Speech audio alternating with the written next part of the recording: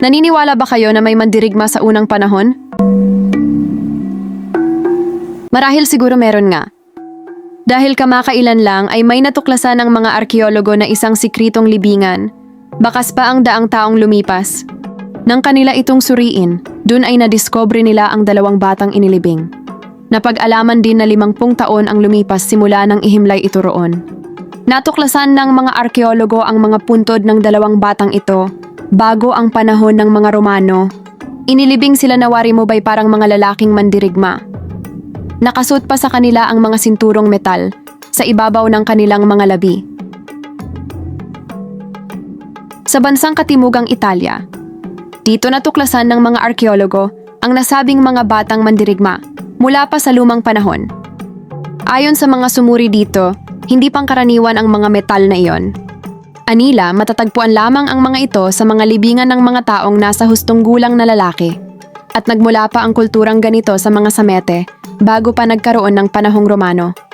Isang pabrika ng tabako sa Ponte Cagnano, isang bayan sa rehiyon ng Campania, sa timog kanluran ng Italia. Dito sa lugar na ito nahukay ng nasabing mga arkeologo ang isang bahagi ng lumang sementeryo na naglalaman ng 34 na libingan na may petsang ika-4 at ika-5 siglo BC. Ayon sa isang isinaling pahayag mula sa Superintendent of Archaeology, Fine Arts and Landscape ng Salerno, halos kalahati ng libingang ito ay naglalaman ng mga kalansay ng mga batang nasa pagitan ng edad na 2 at 10 taon.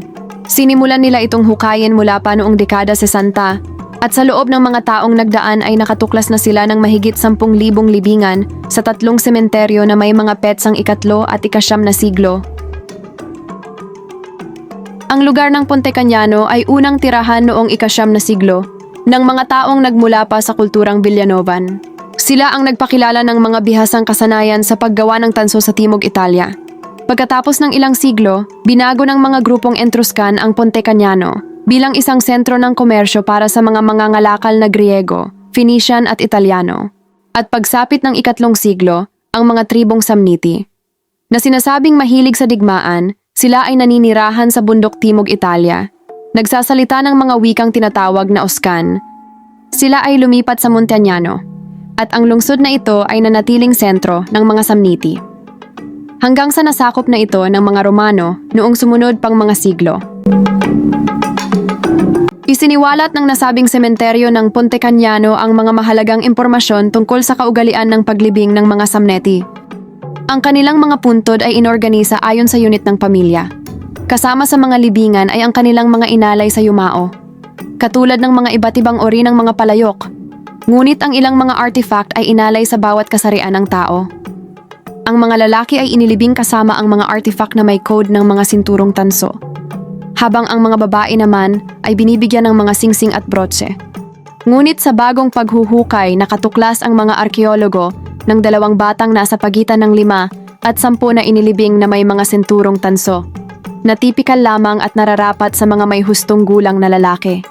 Nauna nang nahukay ng mga arkeologo ang isang 12 taong gulang na bata na may suot na sinturong tanso.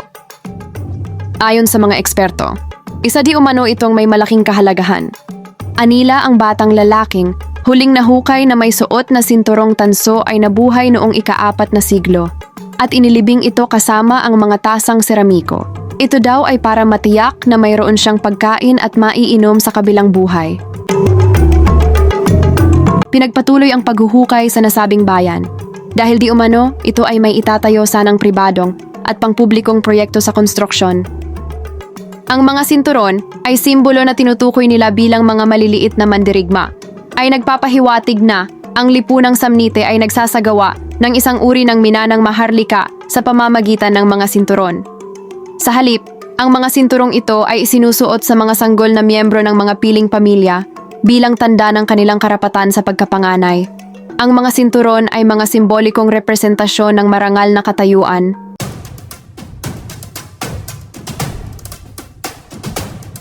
O kayo mga ka-reaction, anong masasabing nyo dito? Mag-react na! Palambing naman, paki-like at subscribe nyo naman ang channel na ito para sa iba pang videos. Salamat!